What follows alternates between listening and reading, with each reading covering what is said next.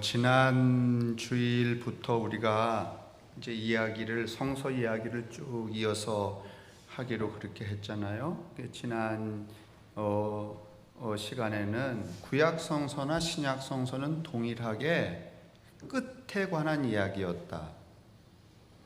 여러분 신약 성경, 구약 성서 쭉 읽어가다 보면 천지 창조 나오고 출애굽 나오고 또 삶이 있다가 엉망진창이 되어서 세상이 끝난다. 그런 이야기로다가 구약이 종결이 되잖아요. 그러고서 이제 또 이사야서나 이런 데에서는 끝날 뿐만이 아니라 또 새로움이 시작이 된다. 새싹에서. 그게 메시아 예언이었잖아요. 그렇죠. 이제 그래서 신약으로 넘어간 다음에 신약이 또 신약 시대에 예수님이 이렇게 저렇게 살아라 그랬지만은 세상은 그렇게 살지 않았잖아요. 그래서 결국은 요한계시록에 가면 또 다 어떻게 된다는 거예요? 요한계시록이 시작하는 장이에요? 끝나는 장이에요? 그렇죠. 끝나는 장이란 말이죠. 그래서 구약 성경과 신약 성경은 동일하게 끝에 관한 이야기예요. 끝은 두 가지가 있다 그랬잖아요. 하나는 우리 개인적인 끝. 우리가 이 생물학적인 유전체로 태어났기 때문에 끝이 없는 사람이 어디 있겠어요? 끝이 없으려고 애를 써봤지만 끝이 있잖아요. 오늘날 또 돈이 많은 분들은 이제 죽을 때에 영하 700도에다가 자기를 얼린대잖아요. 그대로 썩지 않게. 그래서 이 다음에 5년이고 10년 뒤에 아주 과학이 진보가 되면 마치 얼었던 깨구리 녹이는 것처럼 얼었던 그 캡슐 안에서 이제 녹여서 나와갖고 새로운 삶을 살겠다. 그것도 다 끝을 인정하지 않으려고 하는 태도에서 나오는 거잖아요. 그렇지만 대부분의 인생은 대부분이 아니라 인생은 그 자체로 뭐가 있어요? 끝이 있죠. 인생 개개인에게만 끝이 있는 게 아니라 시대도 끝이 있는 거예요. 예를 들면 고대가 지나고 그다음에 근대가 등장하고 근대가 지나고 현대가 등장하고 21세기가 지나고 22세기가 등장하는 것처럼 시대도 끝이 있단 말이죠. 이 세상에 그 모든 생명체는 다 이렇게 이 끝이라고 하는 이 프로그램 안에 다 존재한단 말이죠. 그러면 끝을 가지고 살아가는 사람들은 어떻게 살아야 되나? 끝을 인지하고 끝 속에서 살았던 구약시대 때 사람들은 그러면 어떻게 살았을까? 끝을 생각지 않고 살았죠. 그런데 선지자나 예언자들은 나타나서 무슨 이야기를 했는가 하면 우리가 다 끝이 있으니 이렇게 살면 안 된다고 말했죠. 그래서 그 끝을 가지고 살아가는 사람들이 어떻게 살아야 될 건가 하는 이제 이야기들을 이제 구약 성서 신명기, 레위기, 출애굽기 이렇게 그들이 살아온 삶의 반 끝에 내린 하늘의 가르침이 무엇인가? 그게 이제 구약 성서에 장치가 되어 있고 신약 성서도 다 끝으로 살아가는 사람들인데 사람들이 끝을 알고 살아갔어요? 아니면 끝 모르고 살아갔어요? 끝 모르고 살아갔어요. 그래서 오늘 요한복음 15장도 우리에게 뭐라고 말하는가 하면 너희들은 다 끝이 있는 나그네 같은 사람들이니까 그렇게 살지 말고 어떻게 살아라? 사랑하며 살아라 이렇게 이야기하잖아요. 그죠? 그리고 어떻게 사랑하며 사는 것인가를 보여준 분이 누군가 하면 예수 그리스도고. 우리도 지금 거의 끝에 와 있어요. 끝에 와 있다는 말은 뭔가 하면 사랑하며 살지 않았다는 말이에요. 사랑하며 살지 않았다는 말은 남을 족까고, 그러니까 남의 힘을 빼앗아서 누구의 힘으로? 내 힘을 삼았어요. 제가 어느 날 이제 물론 절멸이라고 하는 책을 보다가 제가 이제 쓴 글귀지만은 우리는 이제 부득불 그렇게 해야 되지만은 복날이니까 닭 한 마리 잡아먹지. 그것도 누구 힘을 빌리자는 거야? 지 힘을 쓰자는 거야? 남의 힘을 빼앗아 오자는 거야? 그러니까 또 내일 모레가 복날인데 어떡하지? 또 목사님 또 괜히 그 이야기 하시네. 잡숫지 말자는 얘기가 아니라 그런 거야. 우리의 생존의 관습이긴 하지죠. 근데 오늘날 먹어도 너무 많이 먹죠. 그렇죠? 제 생각에는 이 춘천 도지사님은 몰라도 시장님 정도는 뭔가 이 닭갈비집이 어마어마하니까 하루에 춘천에서 도륙되는 닭의 목숨이 얼마나 될까요? 에? 그런 어떤 그 겸허함이라도 저는 좀 있어야 된다고 생각이 들어요. 이것도 어떻든지 남의 생명인데 말이죠. 안 그렇습니까? 그거 팔아갖고 막 돈만 벌면은 망고 땡이 아니에요, 이거. 그래서 제가 노트에다 이렇게 썼어요. 그렇다고 여러분 삼계탕 안 먹겠다는 얘기 아니에요. 또 목사님 저 얘기 하시는 거 보니까 삼계탕 이제는 대접하지 말아야지 이렇게 하면, 물론 평소에도 잘 대접하시지만, 제가 뭐라고 썼는가 하면, 이제는 가급적 남의 힘을 빼앗아 내 힘으로 삼지 말고 죽을 힘을 다해 살아야 되겠다. 죽을 힘으로 살아야지 남의 힘을 빼앗아 살려고 해서는 안 된단 말이죠. 근데 남의 힘을 빼앗아 살려고 하는 것들은 구약의 그러니까 인간 세상의 속성이에요, 이게. 그 속성을 거스리는 교훈과 윤리와 가치들이 무엇이었는가 하면, 구약에서는 모세와의 계약이었고, 하나님과 모세와의 계약이었고, 그건 상호 호혜적이었거든요. 평등주의의 계약이었으니까. 근데 오늘 이 신약 성서에서는 요한복음 15장 오늘 본문에서도 이야기하지만 내 계명은 하나밖에 없다는 거예요. 서로 빼앗아서 네 힘으로 삼지 말라는 거예요. 그 힘으로 뻐기지 말라는 거예요. 그 힘으로 잘난 척하지 말라는 거예요. 그 힘으로 너의 명예를 삼지 말라는 거예요. 그 힘으로 너의 호의 후식을 삼지 말라는 거예요.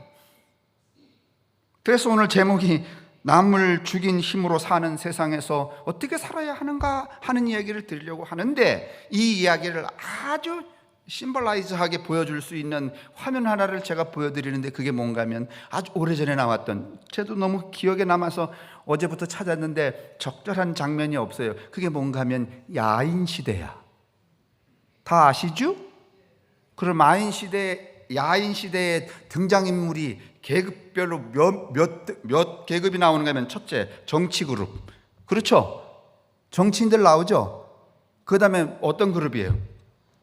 깡패 그룹, 그렇죠? 이 정치하는, 죄송해요, 이 의원님 계신데 정치하니까 사실은 이제 의원님 정도 되면 권력이 아니라, 정치라고 해봤자 권력이 아니라 봉사의 직무니까 그렇게 이해를 하고, 근데 그 야인 시대에 나오는 정치 권력은 지 힘으로 살아야, 아니면 남의 힘을 빼서 살아? 지금도 틀리지 않아요. 그다음에 두 번째 깡패, 이것도 뭔가 하면은 끊임없이 뺏는 놈들이야. 이제 세 번째 그룹이 하나 있는데, 그게 뭔가 하면 염천교 밑에 거지들이야. 그죠? 기억을 해봐요. 지금 어디 나오는지 모르는데 야인시대 다 아시잖아요. 김도환 나오고 무슨 또 나와? 김상사인가 이상사 나오고 막 이러잖아요. 거기 그 염천교 밑에 있던 거지왕 누구예요? 김춘삼이잖아. 김춘삼. 이제 김춘삼 보여드릴 거예요. 이 거지들은요, 여러분, 나그네들, 떠돌이들, 이방인 중에서도 가장 완벽한 나그네요, 떠돌이요, 이방인이에요. 이 떠돌이와 나그네요, 이방인 거지들은요, 남의 것을 빼앗아 살 수 있는 그 계급이 아니야. 뺏기지도 않아. 거지들한테 누가 뺏겨요? 그러면 이 거지들은요, 떠돌이, 나그네, 이방인으로 표상되는 이 염천교 밑에 거지들은요, 어떻게 살아야 되는가 하면, 남의 것을, 남의 힘을 빼앗아 내 힘으로 살아야 되는 게 아니라 자기들끼리 어떻게 해야 돼요? 제가 거창한 얘기 하는 게 아니잖아요. 거지들은요, 어디 가서 남의 힘을 빼앗아 살아야 돼? 아니면 자기들끼리 우애 있게, 평등하게, 화목하게 사랑하며, 엠파티.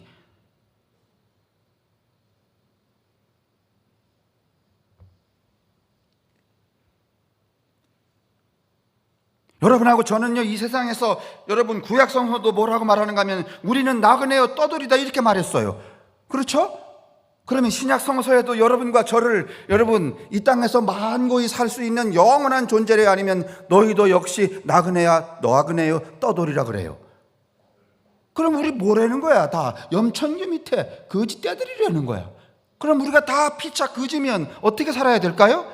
빼앗아서, 아니면 함께. 그게 사랑입니다. 그게 동무입니다. 그게 가족입니다. 그게 교회입니다. 그게 성막입니다. 맞나요? 이스라엘 백성들이 구약 시대에 한 번도 주인 노릇 해본 적이 있어요? 신약 시대에 여러분 이스라엘 백성들이 주인 노릇 해본 적이 있어요? 신약 시대에는 누구의 지배를 받았어요? 로마의 지배를 받았잖아요. 그들은 떠돌이였어요. 뭐 이렇게 하나님을 믿었다고 하지만은 여러분 전 로마에 퍼져 있는 세계의 종교에 비하면 이 이스라엘 사람들이 믿었던 야훼 종교는요, 보잘것이 없는 아주 웃기는 종교였어요. 천덕꾸러기였어요. 이 사람들이 어디에 모였어요? 교회에 모였어요. 교회에서 모여서 어떻게 살았어요? 유계를 지켜갖고 빼앗으며 살았어요? 아니면 나누며 함께 형제처럼 살았어요? 그 얘기 지금 오늘 다 얘기했어요. 이제 저거 보고서는 장면 2개 보면 설교 끝. 참입니다. 야인 시대 좀 보여주세요. 진짜 저거 소리가 나와야. 놈도 빠짐없이 모였겠지? 아따 참말로. 야, 어째 이라고 소리가 작아? 어이 거지 새끼들아, 열애갖고 김도한 대장을 지킬 수 있겠어? 나 다시 한번 묻겠다. 다들 모였나? 예. 그래. 응? 요 정도는 돼야지 말이요. 너희들도 알다시피 오늘 우들은 김도한 대장을 지키기 위해 갖고 요 자리에 와 있는 것이다. 그냥 허수아비 같이 서 있는 것이 아니고 요 목숨을 걸고 지켜야 한다 이 말이여. 예? 아니요. 어쩌면은 참말로 죽어볼 수도 있겠다. 왜냐하면 말이요, 우들이 막아야 할 상대는 바로 우미간의 구마적 패거리들이기 때문이요. 깨끗 대장아, 무섭다. 아따, 근데 왕년이 저 새끼를 확 그냥. 뭐 그렇다고 해갖고 미리부터 겁먹을 것까지 없다. 그러면은 지금부터 너희들이 지켜야 할 곳을 정해주겠는데. 됐습니다. 여기까지 보죠. 수표교 제1부대. 또 저거의 정신 팔려갖고 설교 까먹으실까봐. 여러분 저 사람들이 떠돌이요 나그네요 이방인입니다. 근데 그 떠들이요 나그네요 이방인이 여러분 다른 사람이 아니라 구약 성서를 구축하고 있는 사람들의 삶입니다. 떠돌이며 이방인이고 나그네는 여러분 다 비단 구약 성서의 사람들만이 아닙니다. 신약 성서를 구성하고 있는 모든 사람들이 살아갔던 삶의 내용이 나그네요 떠돌이요 이방인이었습니다. 구약 시대 때 이 떠돌이요 나그네요 이방인인 사람들이 어떻게 살아가야 할 것인가? 뭐 이를테면 다윗 왕 같지도 않고 그 사람들을 압제하는 무슨 제왕 같지도 않고 그런 틈바구니에서 어떻게 살아남을까? 그래서 하나님은 그 백성 개개인에게 무엇을 했는가 하면 모세 계약을 하신 거예요. 네가 내 계명을 지켜 살면 너는 누가 되고 내 자녀가 되고 나는 너의 무엇이 되겠다? 하나님이 되겠다. 그 계약의 연장선상에 등장한 게 안식일법이며 11조법이며 신년법이며 이런 제반의 장치들이었습니다. 모든 인간이 평등하게 서로를 격려하며 목숨을 걸고 서로를 위해 목숨을 걸고 그렇게 살 수 있도록. 신약 성경 여러분 다르지 않습니다. 이게 구약 성경이고 신약 성경이고 지금 우리가 놓여져 있는 이 세상 속에서의 종교입니다. 기독교입니다. 그런데 오늘 우리는 어떻습니까? 일단은 우리 안에 우리가 이 세상에서 끝을 가지고 사는 나그네라는 생각을 별로 가지고 있지 않습니다. 이런 사고 체계를 가지고 있기 때문에 서로가 서로를 위하려고 하는 의지가 별로 없습니다. 잡아먹을 심산만 있습니다. 감정적으로 사람을 깔보든지 아니면은 그 실제적으로 다른 타인의 것들을 탈취하든지. 오늘 여기 주보에 이제 되어 있는데 여기 첫 번째 페이지 보면은 세 번째 단에 구약 성서의 사람들만 나그네가 아닙니다.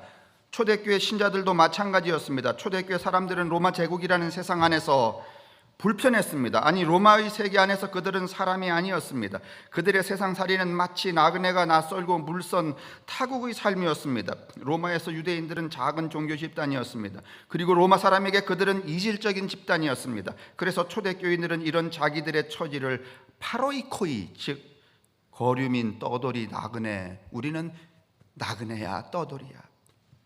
여러분, 제가 엊그저께 들은 기억인데 어떤 목사님, 진짜 있었던 이야기래요. 목사님네 교우 중에 한 교우가 요즘 이 코로나 시대에 참 감동적인 일을 하고 다닌대요. 왜냐하면 그 양반이 시골에서 올라가서 여러 자취집과 하숙집, 그 전셋집을 전전했대요. 근데 지금 살만하대요. 이 양반이 어느 날 이게 교회도 잘 못 나오고 그러니까 그동안 자기가 신세진 사람들의 명단을 적기 시작했대요. 그리고 그게 전셋집 주인이든지 아니면 월세집 주인이든지 신세진 사람들의 명단을 적고, 여러분 보고 그렇게 하시라는 얘기는 아니야. 적고 그 한 분씩 찾아가서 100만 원씩 그 감사의 금액을 드리고 돌아온대. 야,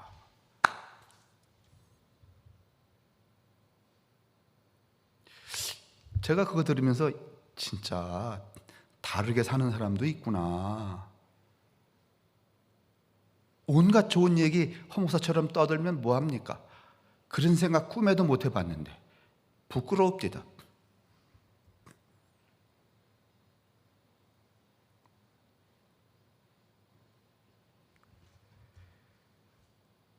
로마 사람들에게 이 초대교회 교인들은요, 이스라엘 사람들은요, 정말 별 볼 일 없는 사람들이었습니다. 이 지상에서 헤매는 나그네들이었습니다. 그래서 여러분, 구약 성경과 신약 성서는 동시에 이런 자기들이 처지를 반영하여서 어떻게 하는가 하면은 그 어떤 그 생활 율법을 하나 정했는데 나그네를 홀대하지 말라는 것이었습니다. 나그네를 귀하게 여기라는 것이었습니다. 여러분, 구약 성경에도 보면 지나가는 나그네를 불러서 발을 씻기고 고기를 잡아 먹이는 장면 나오죠. 신약 성서도 마찬가지입니다. 예수도 그 얘기 분명히 이야기하십니다. 오늘 이런 이 거지 같은 사람들에게는, 이 계급에 속한 사람들에게는 다른 게 필요 없습니다. 나 이 거지 집단을 잘 뭉쳐갖고 말이지 대통령을 해볼 거야, 이런 꿈, 언감생심 갖지 않습니다. 어떤 명예를 얻어볼까? 그렇지 않습니다. 하루하루 살아가는 것이 위급하기 때문에 이들은 살아있는 동안 서로 어떻게 해야 되는가 하면, 서로 어떻게 해야 돼요? 뜯어먹어야 돼? 아니면 돌보아야 돼? 돌보아야 됩니다.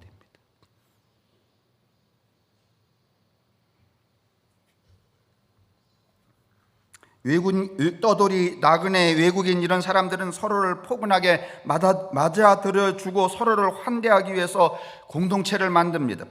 그 나그네들끼리 동무가 되어서 자발적으로 이룬 공동체, 그게 여러분 구약 성서의 공동체고 신약 성서에서는 교회입니다.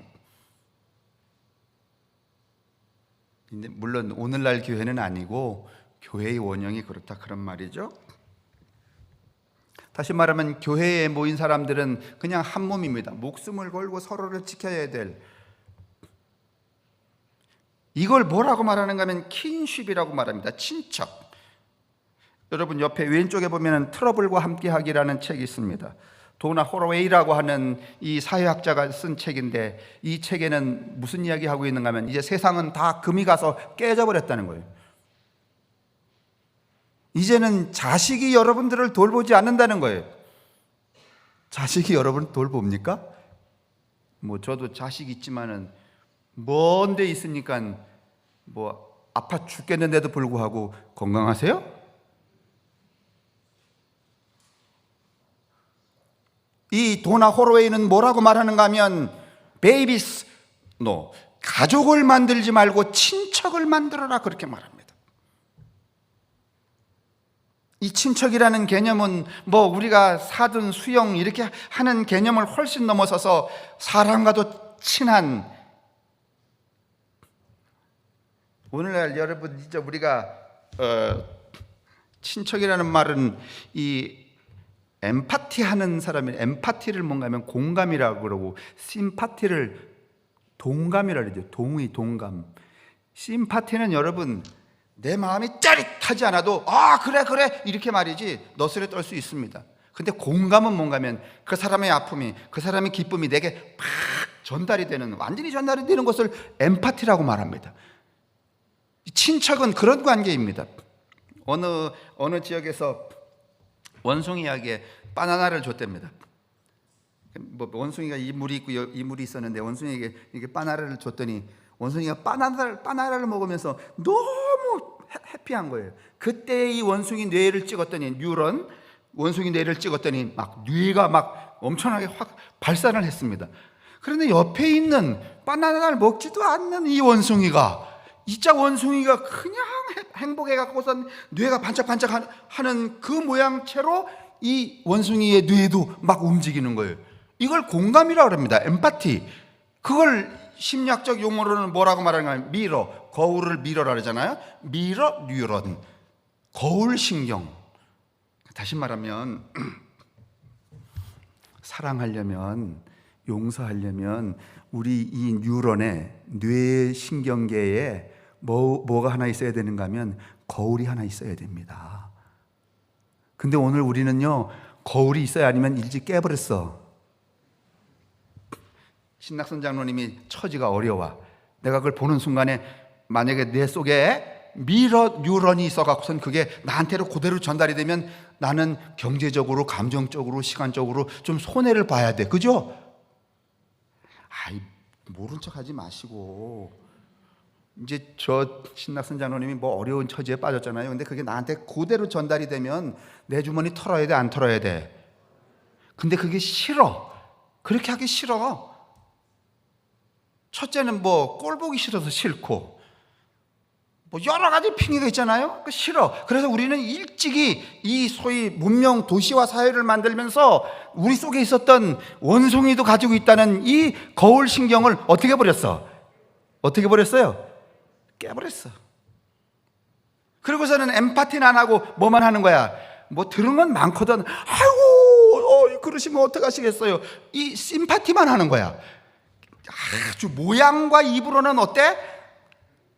온 우주를 다 사랑해. 근데 하는 짓이 꽝이야. 이제 이 깨져버린 이 소위 말하면 뉴런이 조각이나 있겠죠. 사람들마다. 어떤 아주 독한 사람은 아주 조각을 어떻게 냈을 것 같아요? 큼지막하게 아니면 빡빡. 아니 우리 이 세상에 살기에 적합하도록 뇌신경을 발달시켜 온 사람은 이 뉴런을 적당히 깼겠어요? 아니면 아주 아작을 냈겠어? 정말 모른 척 하시기야? 조각이 여기 막 떠돌며 다니겠죠. 우리도 하나님이 만든 피조물이니까. 그런데 그런 상황을 봐도 이게 조각이 나 있기 때문에 형체적으로 그게 이렇게 비춰지질 않는 거야. 근데 어떤 사람들은 좀 바보 같거나 착하거나 이런 사람들은 조각이 어떻게 났을까요? 아주 아작을 아니면 큼지막하게.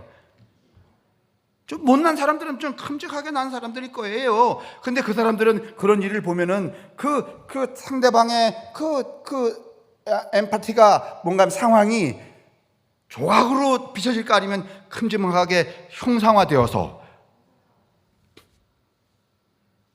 이게 좀 어렵나요?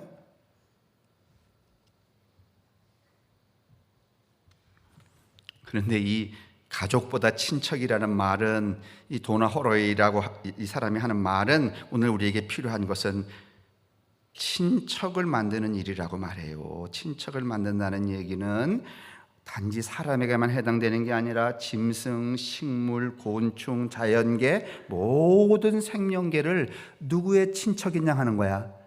나의 친척인 양 하여서 그들이 아프면 나의 이 미련 뉴런에 그게 쫙 이렇게 보여져 갖고 나도 견딜 수가 없어서 어떻게 할 수밖에 없는, 보호하고 사랑할 수밖에 없는 존재로 가야 된다는 거예요.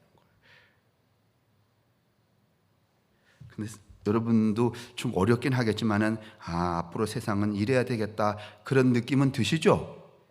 드시죠? 이렇지 않으면은요, 여러분, 깨진 유미련으로 우리가 계속 살고 어떻게 되든지 뭐 홍수가 나든지 죽어 자빠지든지 고통의 신음소리를 지르든지,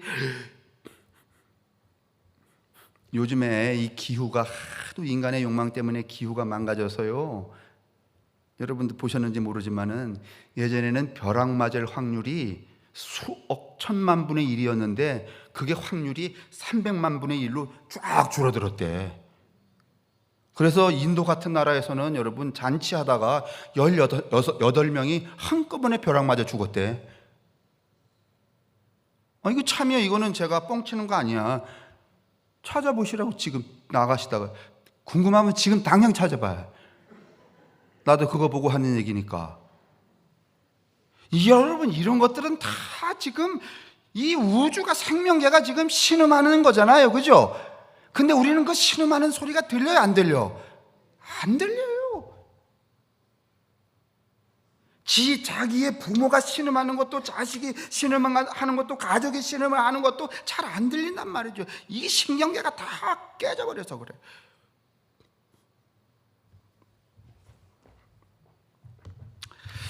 그래서 여러분, 이 구약과 신약의 사람들은 무슨 어떤 신학적 논제를 정의하기 시작했는가 하면, 이렇게 인간들이 서로를 도우며 사랑하지 않는 이 세계, 다시 말하면 떠돌이이고 나그네인 줄 모르는 세상에 누가 오셨는가 하면 하나님이 오셨다는 거예요. 그게 누군가 하면 예수라는 거예요. 그래서 예수가 이 땅에 살아가시는 삶의 모습도 정주된, 영원히 살 사람으로 땅에 살지 않고 이 땅에 잠시 왔다가 떠돌다가 나그네로 살다간 사람 삶의 양태를 가지고 사셨다는 거예요. 그래서 오셨다 가셨고, 사시는 동안에 어떤 사람들하고 주로 그 양반이 교제를 했는가 하면 누구들하고? 떠돌이들하고. 그게 예수라는 거예요. 지금 제가 구약과 신약을 지금 한꺼번에 이제 확 끼고 가는 거야. 지금 이제 계속 이 이야기를 반복적으로 지금 드릴 거예요. 이 세상에서 낯선 자로 처신하며 사는 것이 진정한 그리스도인인데, 그렇게 살지 않으니까 이 땅에 누굴 보냈는가 하면, 봐라, 야, 하나님도 이 땅에 와서 누구처럼 살아? 나그네처럼 살잖아. 그 양반이 그러셨잖아요. 나는 여우는 굴도 있고 집도 있는데 나는 그것도 없더래. 근데 예수님 사신 것, 그 공생의 인생 가만히 보면 나그네여 떠돌이였어요, 아니었어요? 그 나그네여 떠돌이로 사는 동안에 여러분, 우리처럼 강팍하게 살았어요? 아니면은 그 나그네와 떠돌이들과 함께 여러분 격려하고 위로하고 북돋아주고 기적을 일으키고 사셨어요? 맞아요? 그게 뭐예요? 우리가 수십 년 동안에 배워온 예수예요. 그 예수가 여러분 오늘 요한복음에서 결정적으로 뭐라고 말하는가 하면은, 돌아가시면서 이렇게 말하는 거예요. 나처럼 사랑하는 그놈이 내 친구다. 이거 요한복음 15장이거든요.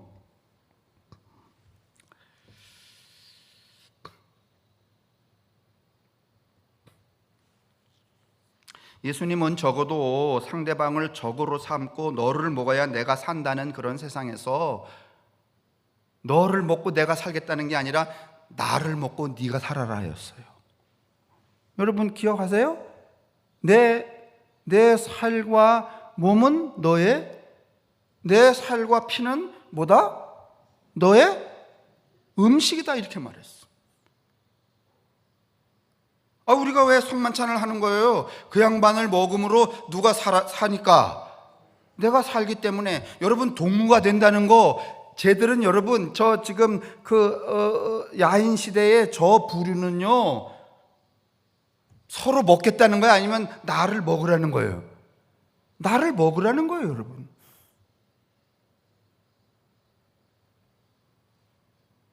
이 절멸이라고 하는 이 주보에 보면은 두 번째 책 있잖아요. 이 오른쪽에 이 정해 뭔가 하는 이 여러 명이 쓴 거 6명이가 7명이가 썼는데 이 CBS PD 하는 이 젊은 여자친구인데 글을 잘 써요. 이런 사람들이 세계를 어떻게 우리가 새롭게 해야 될 건가 하는 그 궁리들을, 이 요새 젊은이들이 참 좋은 분들이 많아요.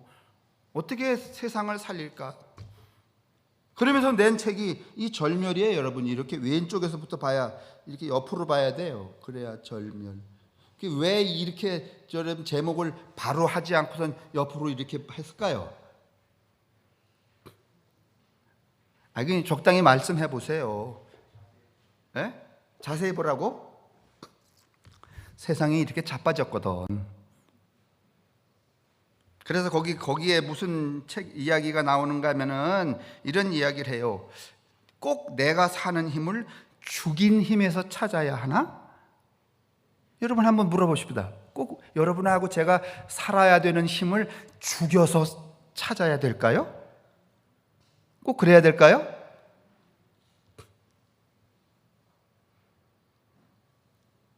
옛날에 그 인디안 옥수수나 뭐 이런 거 보면은 우주가 다 이렇게 연계가 돼 있어 갖고, 만약에 여러분하고 제가 오늘 정말 단백질이 필요하고 고기가 필요하잖아요. 그러면 우리가 찾아 나서기 전에 우리 주변에 있는 뭐 이 포유동물이 다 안 돼. 고양이, 뭐 저 대룡산에 있는 고라니, 이런 것들이 알아갖고 고라니 모임에서 이런 데네. 야, 그 학곡리 364의 2번지에 한 50명 모여갖고 지금 예배하는데 이 사람들이 절대적으로 단백질이 필요하단다. 그러니 우리 중에 누가 갈래? 이런데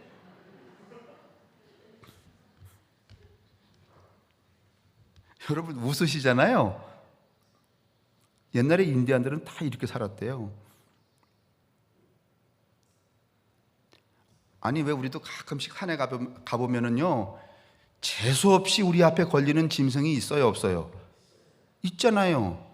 그러면 그건 재수가 없는 걸까요? 아니면 그렇게 정해진 걸까? 여하튼 그래서 아주 우리가 꼭 그렇게 필요하면은 요새는 노루도 꽤 저기 있어요. 노루도 제가 한 다섯 가족씩 있는 거를 세 가족을 봤으니까, 김씨, 이씨, 박씨네 이렇게. 그러니까 노루가 여러 마리 있어요. 제가 말하기 싫은 건 또 어떤 놈이 가서 잡을까 봐.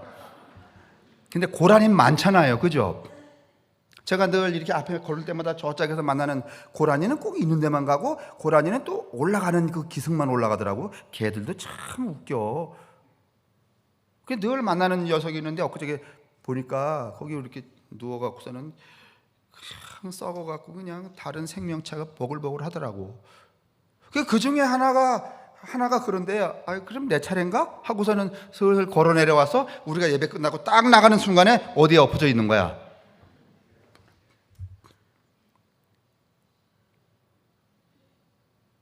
아니 뭐 이렇게는 안 산다고 하더라도 3차 세계대전을 일으킬 태세로 말이지, 무장을 하고 말이지, 그냥 살기를 품고서 말이지 산속으로 들어가서 이렇게 할 것까지는 없잖아요. 다른 사람을, 그 네 번째 단 보시면은 맨 밑에 책 속에 옆에 다른 사람을 짓밟고 올라서야 내가 사는 세상이 로마 세상이었습니다. 로마만 그러지 않습니다. 지금도 그래요. 그런 세상 한복판에 예수님은 갈릴리에서 보지 못하는 사람을 보게 하고 안진뱅이가 걷게 하고 수천 사람들이, 여러분 눈을 이렇게 뜨고 있어도 코를 베가는데 소경이거나 귀머거리는요 코만 베갔어요? 아니면 아주 모가지가 없어? 그러면 일단은 이 사람들을 회복시키려면은 다른 사람보다도 못 보는 사람을 회복을 시켜줘야지만 여러분 인간 축에 들어오잖아요. 그죠? 손해가 났어도 엄청 났을 테니까. 여러분 이것 좀 생각해 보세요. 왜 예수님이 소경, 귀머거리, 안진뱅이를 먼저 고치셨을까요? 센 걸 뭘 보여주려고? 아니면은 눈을 뜨고 살아도 살기 어려운 세상인데, 이런 사람들은 여러분 몇 곱절 살기가 어려웠잖아요. 그죠? 그러면 멀쩡한 놈에게 복 주는 거 하고 이 사람들을 눈을 뜨게 해주는 거 하고 뭐가 더 급해요? 여러분 또 그럴지 몰라요. 아유, 그래도 기도하는 시간이 있는데, 교회 나간 시간이 있는데 그걸 계산해서 그렇게 하셔야지. 어떻게 소경과 귀머거리와 안진뱅이는 교회 문턱에도 안 와봤는데 말이지, 저 인간들은 저렇게 은총을 베푸시고 헌금도 하고 막 예배당 나와서 지금 권사도 된 나한테는 코로나도 안 쫓아주시나. 좀 우리가 성서를 상식적으로 생각해 보시자고. 성서는 상식이요. 상식적으로 눈 뜬 사람보다는 눈 감고선 일평생을 살아오면서 그 천덕거리로 살아온 사람들을 먼저 눈을 뜨게 해줘야 되지 않겠습니까? 그게 예수님의 마음이 아닐까요?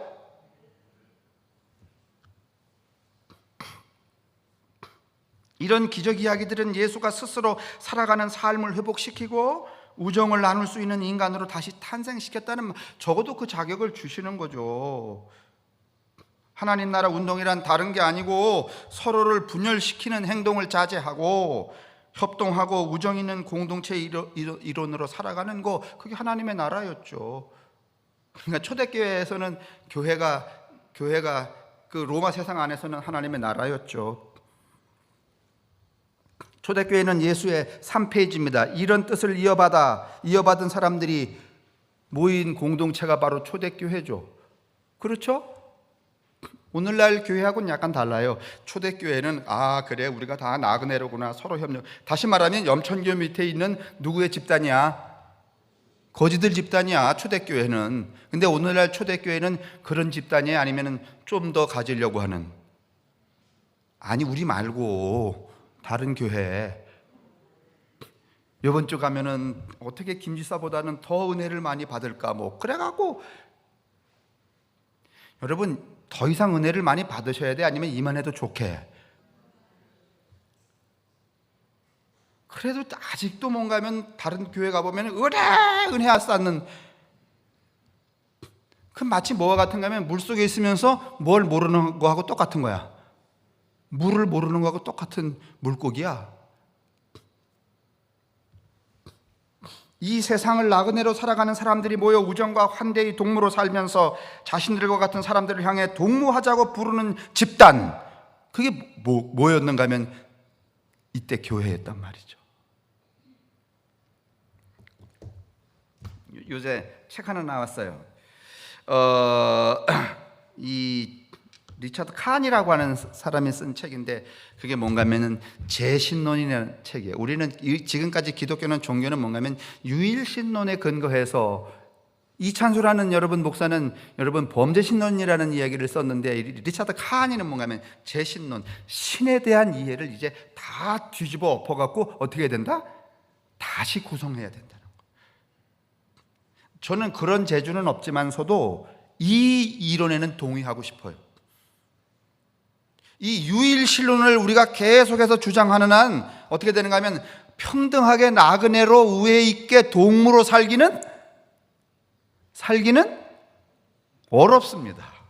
유일신론의 신이해를 가지고서는. 이게 좀 어려운 말이지만은, 그래서 이 이창수라고 하는 이 학자는 뭐라고 말하냐면, 범죄신론, 유일신론 말고 저 권병균 장로 안에도 하나님 계시고, 이 누구에게든지 신이 존재한다는, 그건 비단 사람뿐만이 아니라, 이거 좀 또 다른 어려운 말이지만은, 초기 교회가 그런 교회였다. 떠돌이들이 살고 있어요. 근데 살아보니까 서로 우애 있게 말이지, 뜯어먹지 않고 말이지, 살아보니까 너무 좋아, 안 좋아?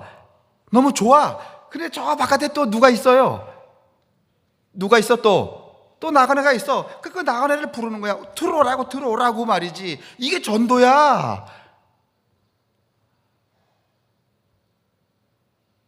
인생 별 볼 일 없고 말이지, 다 나그네로 살아가는데 그냥 뜯어먹고 그냥 집 밟고 말이지, 그 힘 빼앗아서 살고, 이런 악다구니 하지 않고 여기 동무와 그냥 이 친척으로 말이지, 이 엠파티로 그냥 살아가면서 그냥 반응하고 이러니까 너무 행복한 거야. 뭐 더 이상 바랄 게 없어요. 근데 저기 보니까 또 악다구니 틈바구니에서 그냥 뒷발길에 처해서 살아가는 인간이 있거든. 그 인간을 보고서는 어떻게 하는 거야? 오라고 여기 오면 다르다고. 그게 뭐다? 아, 정말 크게 안 하실래요? 그렇게 하시라는 얘기 아니잖아. 여러분 보고 뭐 그렇게 하래? 그냥 우리가 개념만 정의하자고. 그게 뭐다? 전도다. 근데 오늘날 전도가 그거예요? 아니면은 또 하나 끼워갖고서는 또 싸울 대상을 만드는 거야? 무슨 또 오늘날 예배당이 말이지 무슨 권투 선수의 이 링 같아. 세상은 더 심각한 링이고, 그래도 여기는 일종의 룰 같은 게 있을 수 있어요. 그렇지만 세상의 링은 룰이 있어야, 아니면은 그냥 데스, 죽을 때까지 패는 거야. 아니, 세상에 룰이 있어야, 아니면 죽을 때까지 패.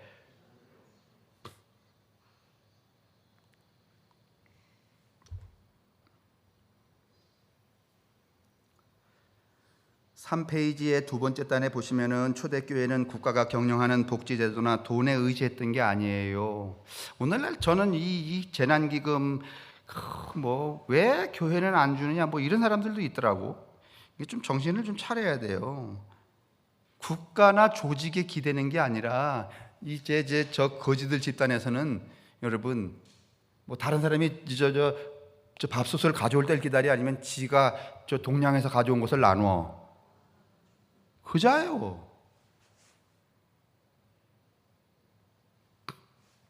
요즘처럼 재난지원금을 얼마나 타나, 어디는 주고 어디는 안 주나 뭐 그런 걸 관심하는 공동체 아닙니다.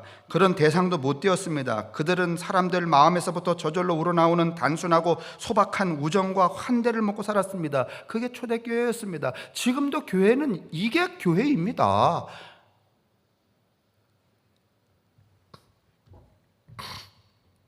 초대교회가 엄한 세상에서 유지되고 성장할 수 있었던 것은 목자 잃은 양 같은 수많은 떠돌이 대중들, 나그네들이 교회 안에서 친구를 발견하고 사귐을 나눌 수 있었기 때문입니다. 만약 그 안에 권력자가 있어서 그가 이래라 저래라 그랬다면, 그가 뭔가를 조건을 부여하면서 나누어졌다면 초대교회는 이렇게까지 유지될 수 없었을 것입니다. 나그네들이 교회로 모여든 이유는 거기 친구와 동무가 있기 때문입니다.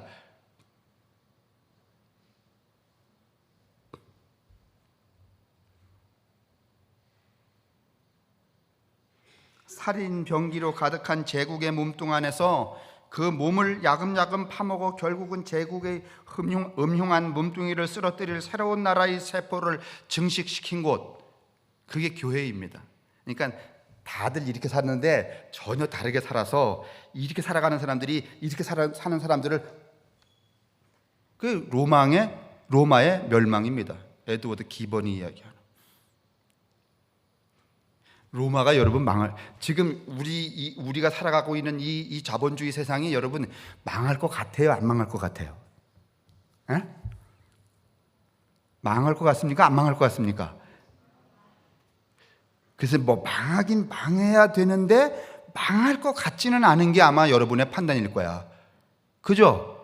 그런데 말이죠, 이 세상과 다르게 지금도 이 교회처럼, 저 집단처럼 살아가는 집단이 어느 곳에서부터 이렇게 세포를 증식시킨다면 결국에는 이 음흉스러운 자본주의 세계는 어떻게 할 수 있어요? 망합니다. 이게 오늘날 등장하는 네오마르크시즘입니다. 죄송해요, 여러분들에게 한꺼번에 뭐 막 이렇게.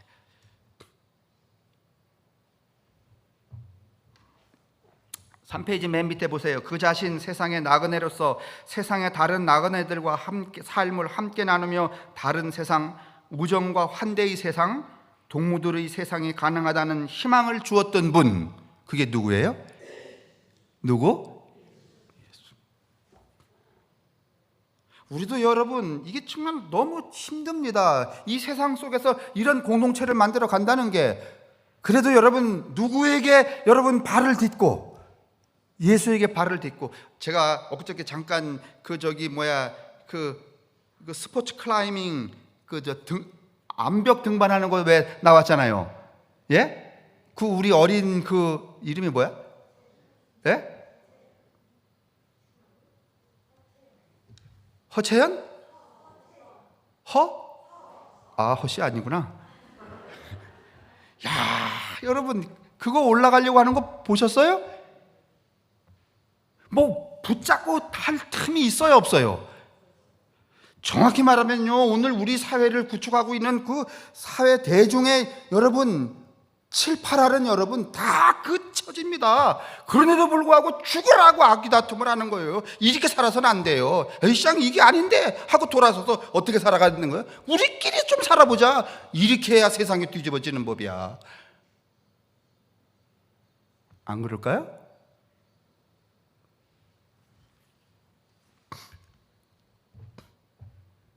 근데 제가 이제 그걸 보면서 예수 이야기 하려고 하는 게, 거기 1번 코스 가고 2번 코스 가는데 2번 코스는 막 이렇게 막 경사도가 38도 있어갖고 매달릴 수가 없더라고. 근데 그 매달려서 올라가는데 여러분 발을 이렇게 딛는데 이런 이 비탈면에 이 발을 디딜 수 있는 요런 그걸 뭐라 그러지?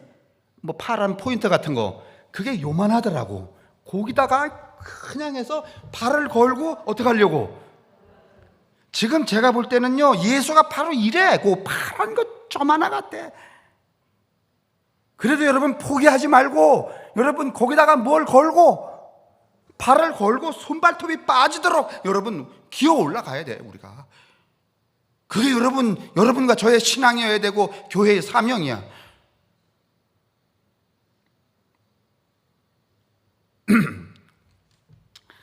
야, 뭐 개는 다 세상이 똥으로 보인다 그러잖아요. 목사는 그걸 봐도 또 저기 예수님이지, 내가 저렇게 기어 올라가야 되지, 교인들이 무슨 말인지 몰라도 그냥 그래도 열심히 떠들어야지, 뭐 이런 생각한다오. 그래서 올라가는지 안 올라가는지는 정작 난 잘 모르겠어. 그래도 대단하더라고. 이게 하나도 없다며요, 지문이.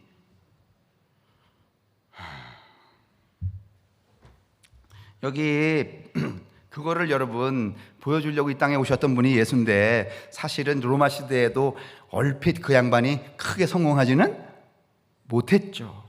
근데 우리는 그 근기로 여지껏 교회를 유지하고 있죠. 지금은 아주 그 흔적조차 세상에 그 암벽에 여러분 예수가 잘 보이지도 않을 거예요. 그래도 찾아내어서 그 예수를 어떻게 하고, 그거 없으면 못 올라가니까 그 예수를 부여잡고 디디고 세상을 이겨야 돼. 세상이란 암벽을 할 수 있죠? 할 수 있는지는 모르지만 해보긴 합시다.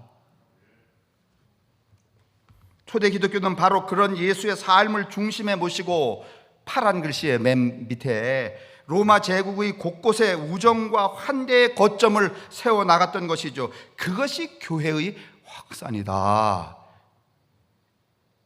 여러분, 이 파란 글씨들은요 거의 허태소 어록이요.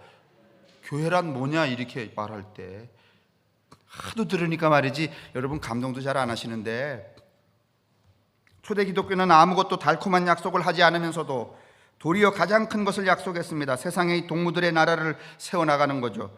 동무들의 나라를 만드는 것이죠. 하나님의 집안에서 모두가 친척, 가족이 되고 온 인류가 다 하나님의 자녀가 되는 약속 말이죠. 맨 뒷페이지입니다. 우리는 지금 돈 귀신이 지배하는 시장 전체주의 아래 살고 있습니다. 그래서 모두가 돈 귀신에 종살이하고 있습니다. 옆집에서 같은 시기에 태어나서도 경쟁해야 돼. 여러분, 옛날에는요 그래도 뭐 불알 친구라는 게 있었어. 그죠? 근데 요새 애들이 친구가 있어요? 아니면 다 경쟁자야? 누가 이렇게 만들었어요? 왜 이렇게 만들었어요? 어떻게 하려고 그래요? 무슨 친구가 있어요? 무슨 친척이 있어요? 예전에 뭐 제가 어릴 때 보면은요, 진짜 친구가 누구인지 알려면 이렇게 해야 된다. 그래서 친구가 돼지 한 마리를 잡아갖고서는 가만히 뚫뚫 말아갖고서는 이짝 친구 집에 가서 내가 어찌어찌 하다가 술 한잔 먹고 말이지 싸움을 하다가 얘를 죽였는데 나를 좀 이렇게 좀 보호해다 그랬더니 문을 탁 닫았대잖아. 다음 친구네 집에 가서 이러쿵저러쿵 사실 이야기를 했더니 그 친구가 아우 그러냐고 말이죠. 얼른 들어오라고. 어쩌다 그런 일이 생겼냐고. 그래서 그 집에 가서 3일 밤낮을 돼지 잡아갖고서는 잔치를 했대잖아. 그런 얘기 들었어요? 못 들었어요? 들었죠?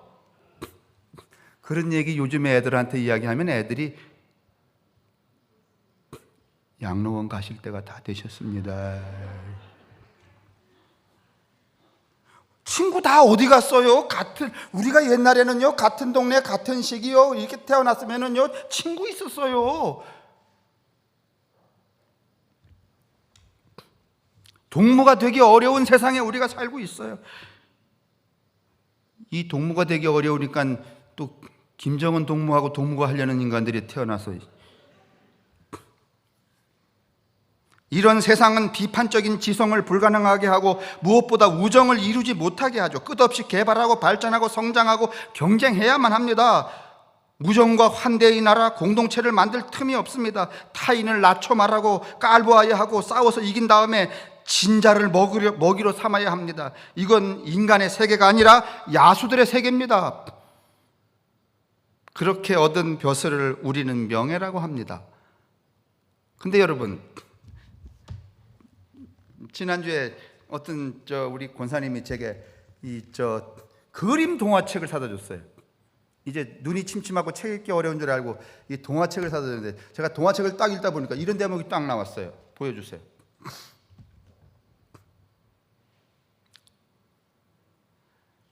여기 책 제목이 뭔가 하면 소년과 두더지와 여우와 말이에요. 그 제가 이게 사람은 하나고 두더지, 여우, 말, 이 동물만 3개네? 이렇게 돼 있어요. 이것도 뭔가 의미가 있는 것 같아요. 자, 근데 거기 이렇게 돼 있어. 맨 위에 이제 사람이 이렇게 물어요. 시작. 소년이 물었대죠. 소년이 물었다는 것은 사람이 물었다는 거죠. 사람은 뭔가 하면은 성공에 대해서 두더지와 다른 생각을 가지고 있다는 거죠. 이게 동화가 뜻이 그런 거요. 왜 저거를 저렇게 해놨냐면, 그죠? 사람 한 마리에 짐승 3분이잖아. 4분. 3분. 성공이 뭐라고 생각하니? 그렇게 소년이 물었대잖아요. 그랬더니 이 두더지 분이 뭐라고 대답했는가 하면 뭐 하는 거?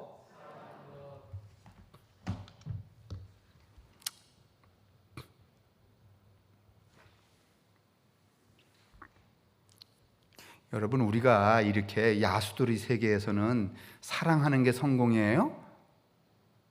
아니면은 더 많은 다른 힘을 짓밟고 일어서는 게 성공이야?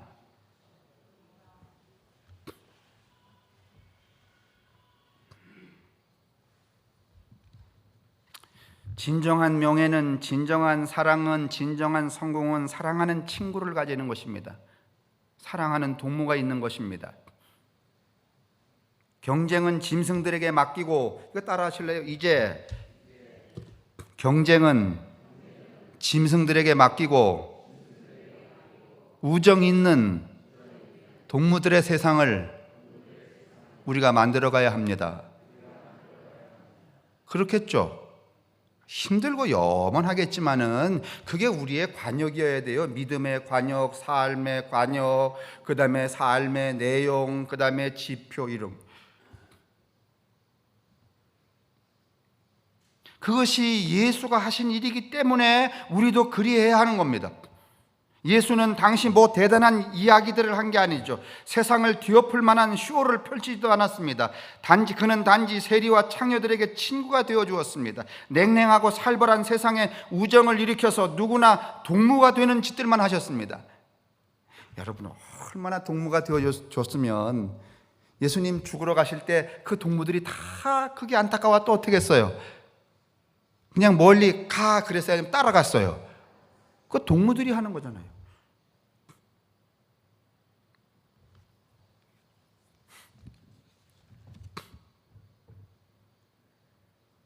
예수님이 선포한 하나님의 나라는 그냥 동무들의 나라였습니다. 그 동무들이 펼치는 우정과 환대의 나라, 바로 하나님의 나라입니다. 그러므로 기독교는 동무들의 종교입니다. 모두 친구하자는 종교입니다. 밑에서 세 번째 단의 선한 사마리아인의 비유는 이걸 가장 극명하게 보여줍니다. 사마리아 사람이 강도 만난 사람에게 나타낸 친구 혹은 동무로서의 연민을 이 스플랑크니조마이라고 그렇게 말하는데, 이게 우리말로는 뭔가 하면 애간장이 녹다입니다. 다시 말하면 우리 속에 거울신경이 사라지지 않았다는 거예요. 그러니까 우리가 기도하고 찬송하고 그다음에 봉사하고 11조하고 헌금하는 건 다 따지고 보면은요, 또 이런 이 연관어를 보면 깨진 그 거울 조각을 어떻게 하는 일이야? 맞추는 일이죠. 요새는 거울이 하도 많으니까 잘 아니지만, 예전에는 참 시골에서는 거울 하나 구하는 것도 참 귀했잖아요. 거울은 무슨 거울, 어디 집에서 깨진 거 하나 이렇게 얻다가 이렇게 붙여놓고 여기도 보고 저기도 보고 다 봤잖아. 이렇게 우리 집은 거울을 안 봐. 근데 거울을 볼 필요가 없어요. 왜냐하면 앞에 사람 보면 그게 나거든.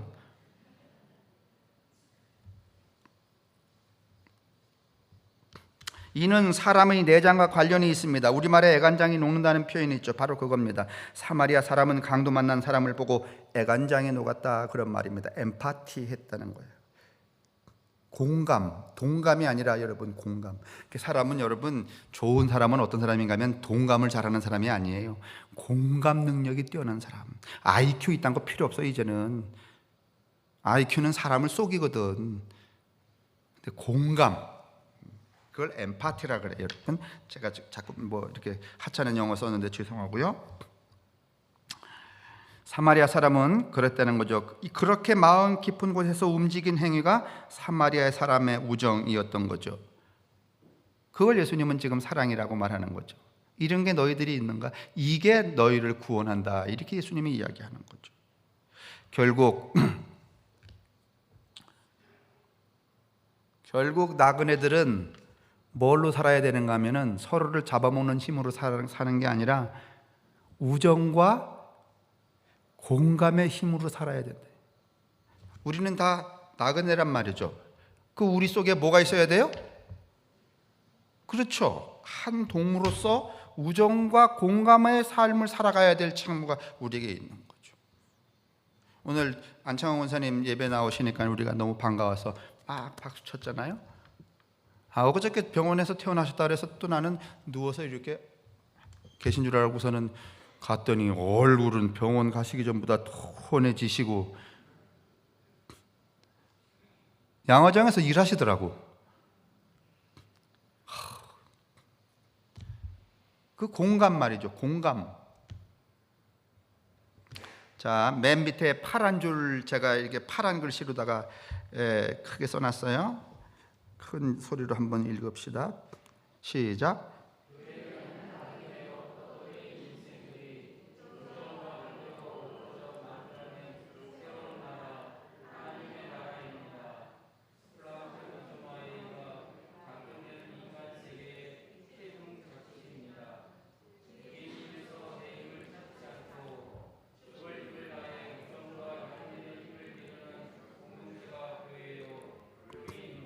사실 여러분, 우리가 이렇게 한 공동체 안에서 나와 다른 사람을 사랑하고 우정하고 동무로 여기려면은요, 그냥 건성건성해야 돼? 아니면 죽을 힘을 다해야 돼? 예? 죽을 힘을 다해야지만 여러분 동무 노릇도 할 수 있는 거예요. 그냥 건성건성은 안 돼요. 근데 우리는 죽을 힘을 어디다 써요? 죽이는 데 쓰잖아요. 그러지 말자는 거죠. 그게 교회 아니라는 거죠. 왜냐하면 우리가 다 끝이 있는 뭐로 살기 때문에? 나그네로 살고 있으니까. 나그네는 그렇게 살면 안 돼요. 여러분, 우리가 여기 집에 있을 때는 이렇게 저 동네 이 동네 이렇게 있을 때는요, 조금은 너그럽지 않아요. 그래도 이거 내 거 챙기는데 여행을 가보셔? 가져온 거 꺼내서 말이지 나눠 먹느라고. 여행을 가보면 그래요, 안 그래요? 가끔씩은 또 여행 가는데도 지만 처먹는 인간이 있어. 방에서 먹고 나오잖아. 누가 먹을까 봐. 근데 그런 인간은 여행을 2번 동무가 될 수 없어요. 여행 가보면 알잖아요. 그 여행이라는 게 나그네라고 하는 아주 인식의 시발점 아니야. 그렇죠? 근데 또 여행 갔다 오면 또 그때부터는 또 누구 거야? 내 거 이러잖아. 그 이야기예요.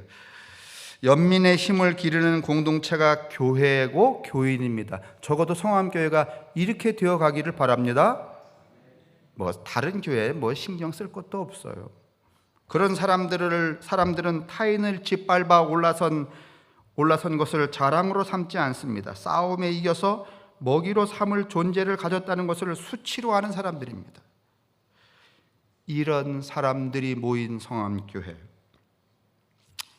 이런 사람들이 만들어가는 하나님의 나라가 여러분과 저의 삶이기를 주님의 이름으로 축원합니다. 기도하겠습니다. 한 주간이 참 무더웠습니다.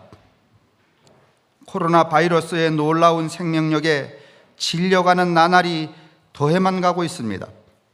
그런데도 하나님은 햇살, 바람, 비, 강물을 흐르게 하셔서 만물을 한 식구처럼 먹여 살려 새롭고 또 새롭게 만들어 가십니다. 태어나 여태 멍하고 흐릿한 우리의 의식과 습관의 둘레를 배회하며 욕망의 단 것들에만 취해 살아가는 우리 인생 속에 주님, 새 생명을, 새 바람을, 새 삶의 의지를, 새 교회에 대한 희망을 넣어 주옵소서. 그래서 이 세상과 다르지 않지만은 또 이 세상과 다른 돌연변이로서의 교회, 돌연변이로서의 교인, 돌연변이로 살아가는 삶, 그런 인생들이 우리가 드디어 그리스도를 닮아가는구나, 그리스도가 이렇게 사셨구나, 그리스도가 원하셨던 거로구나, 그리스도가 내 안에 계시는구나, 이렇게 고백할 수 있는 살아있는 성도들이 되게 하여 주옵소서. 성부와 성자와 성령의 인도하심과 복 내리심이 우리에게와 우리의 가족들, 이웃들, 특별히 질병 가운데 고통당하는 많은 당신의 사랑하는 백성들 위에 언제나 함께 하시기를 간절히 축원합니다. 아멘.